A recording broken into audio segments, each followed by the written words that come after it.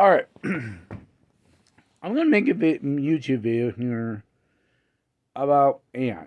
Um, Not to talk about like say, oh, how great, wonderful, and all that stuff about AI, but mostly about from like say what the late Stephen Hawking says and what Elon Musk has said that AI sometime in the far future will become dangerous.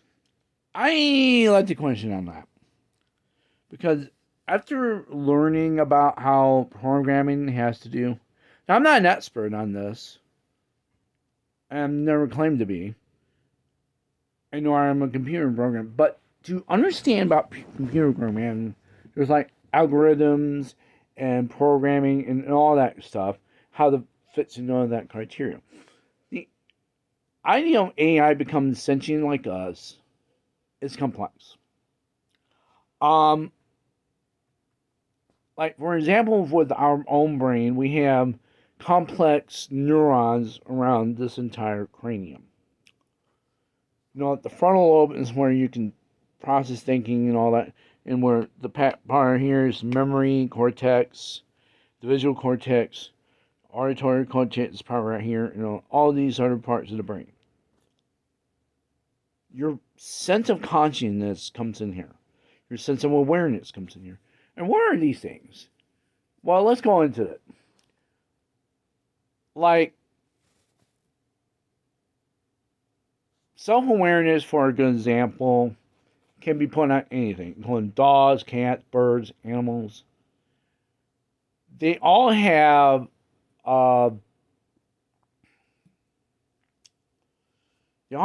this level of self-awareness. Where ours is like this height, and we are in the measure of that highness. Well, we are aware more than just saying, let's say, for this is an example for cats and dogs and birds. If you leave them outside and it starts to rain, they're going to look at the rain, and their only instinctive reaction is to go underneath a tree or find some place to shed. Now, are they aware that what rain is? No. They don't even know why there's water falling down from the sky. So the idea of, like, say, rain fall, like water from the sky, or why is there this bright light in the air, took us over some centuries to understand this. Even our own self-awareness of our own world didn't become that so great yet. It took us many thousands of years to even understand this. But our self-awareness now became more incredible because with technology like this, we know there's planets outside of our own world. There's a sun, bright burning ball of gas that gives us heat and light. And then we, as intelligent beings, start creating fire, stone tools, and others, etc. and other things to be able to survive for the 100,000 years of our existence. From just going in, hunting animals, taming animals, and to then produce crop within the ground, is to be able to understand about how our existence works, and how our consciousness thinks, how our self-awareness is. The problem is that creating AI will never become as like us because there are complexities. We have emotions. Emotions are a chemical bound, or part of our chemical creation, or the chemical electrical process in our brain. We use this as not only a tool for our survivability, but also as communication. Like, I'm sad, I'm happy, I'm mad, because the facial expression expresses my emotions. So when my brain starts to react and start creating this emotional process, I do this. Now, people can program the AI to understand all this through facial expression because they can look at some of the certain muscles part of the face.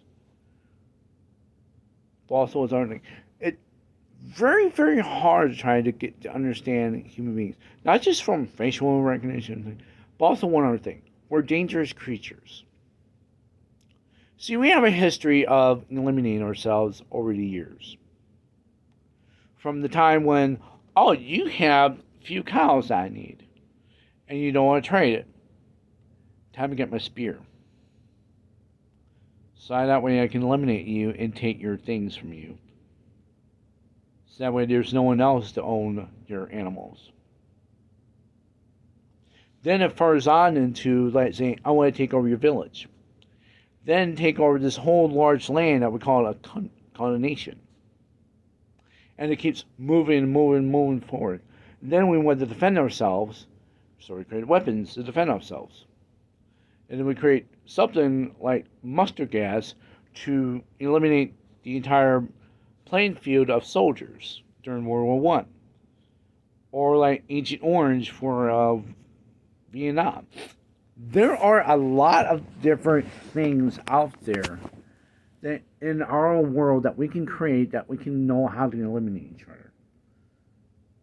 We know we're animals. We're savage creatures that will destroy ourselves in the process. We have nuclear weapons in our own backyard here in the United States, in Russia, in China, all of them. All we have to do, tell that person to program the missile to go where it needs to go. That's it. An AI system will never be able to become that level of a threat. It has to take a programmer to tell the programmer, the AI system, to think like this, by discovering, by understanding about the deadly mind of the human being. You know, like all the dictators that we have over the years, like Stalin, Hitler, and Pol Pot, and all those other people who are evil. They only care about seeing other people die than to live. Now, there are some people who are more caring, and we can actually have machines that can help out, you know, like mechanical paramedics, robotic firefighters. You know, like if it sees a person lying down there about to get burned, squirt it with like fire extinguisher, and then take it up and dig it out of the house. But the problem is, in its own right, is trying to be deadly. I can be deadly if I wanted to be. I can just go out there, grab something that can eliminate a person if I wanted to. If I had that intent. I can run dark things in my mind. Run dark thoughts. But can an AI can? No. It doesn't understand that kind of logic. It doesn't have the intent to kill. If you're trying to program to one intent to kill, well, then you got to program a bunch of dumb robots that go out there with a gun and be like, okay. Even let's say with the robot police. A robot police will have a hard time trying to understand the logic between the crime scene. Like, say, if two domestic disputes happen, all right? Can an AI robot police officer be able to stop two people just fighting? Well, they possibly could. What if they see a gun on hand? Well, there's a lot of programming that you have to work on to see if the person's got a gun on the side, but may not have used it yet. Therefore, it shouldn't be a threat, right? As long as it sees it in hand, you know, like it'll program like you see on the screen, you see that little square, you see in my hand, see the square coming out of my hand, you'll see, oh, okay, there's the gun. Then it's a threat. As long as it's on the hand, then it comes a threat. If it's on the side, maybe they may work with that. It can happen. You never know. The only other thing that was like, say, robots, cops, or robot soldiers is trying to be able to know which one's a threat and which one isn't. They could see someone with the hockey stick walking around. Maybe they're just going for a hockey practice and think, oh, that can be a deadly weapon because it's been on record before that some people use a hockey stick on a person, harm them, or eliminate them. But then what robot? This is kind of how it confused when you try to do the artificial intelligence part of that. Like, there's too many complexities to it. You know, or like a soldier going to another country. Now, a human soldier can be able to know who's a threat and who isn't, because we have that self awareness.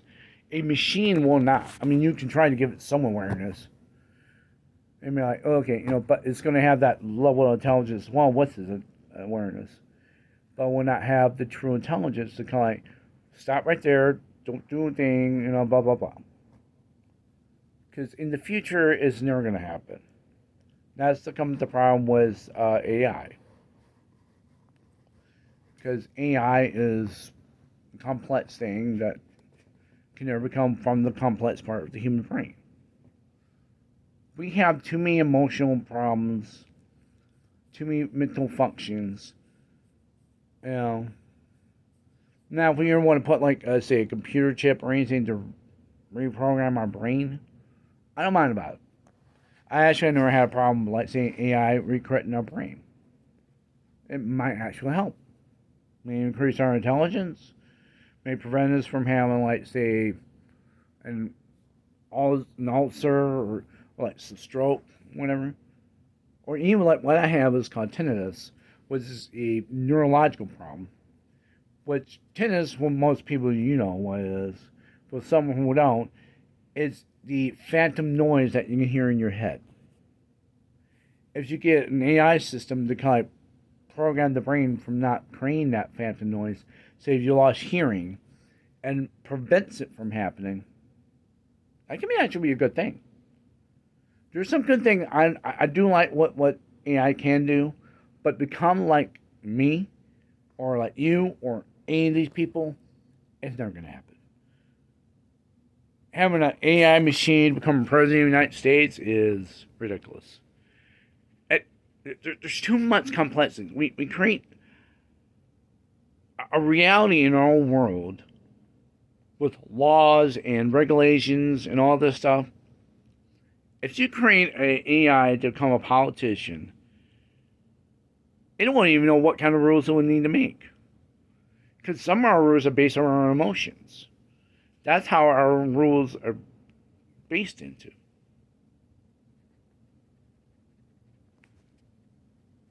And without that kind of like thinking, both the emotional and intelligent parts of both sides, you're looking at is, I mean, you're just looking at a machine that is never going to be as quite as impressive as what a human being is. We create cars, we create planes, went to the moon. A machine, you just drop a robot out there, it's going to do is dig up some rocks in the moon to find, like, say, water in the moon or some sort of fuel source for rockets. That's what it is. I mean, like, I can't explain how much that they're going to try to work with it. They're only going to be making is working robots. Because there's too many complexities to even try to program an AI system to come like an individual with individual intelligence. We are complex in our own ways, but predictable in some other ways. Because we have certain things called habits. A machine doesn't. Now, like, if you're a smoker, or a drinker, or a gambler, or whatever, those kind of things can be predicted by human beings because of our emotions, how we rationalize with our emotions. If we don't, then, well, yeah, we're good. We're dead. I mean, well, I'm not dead. I'm forget about that part. That part, I don't know why I said that. No, we're just good with what we do because of our stupidity. And that's what we are. We're stupid at sometimes, but even the machine can be stupid too. By saying a machine's going to be more stupider than a human.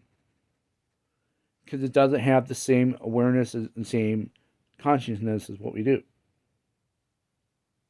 It's phantom to me about how like I said, it's the only other thing an AI will have is have to have true emotions. That's part of our evolutionary process. Without the evolutionary process of emotion, us animals of all types will not know how to survive. An octopus in underwater can know how to survive. It can create like use the 2 tin cans underwater and create like a home or like an armor protection from other predators because it's a soft, squishy thing. We create armor to protect ourselves back in the medieval ages against swords and spears and axes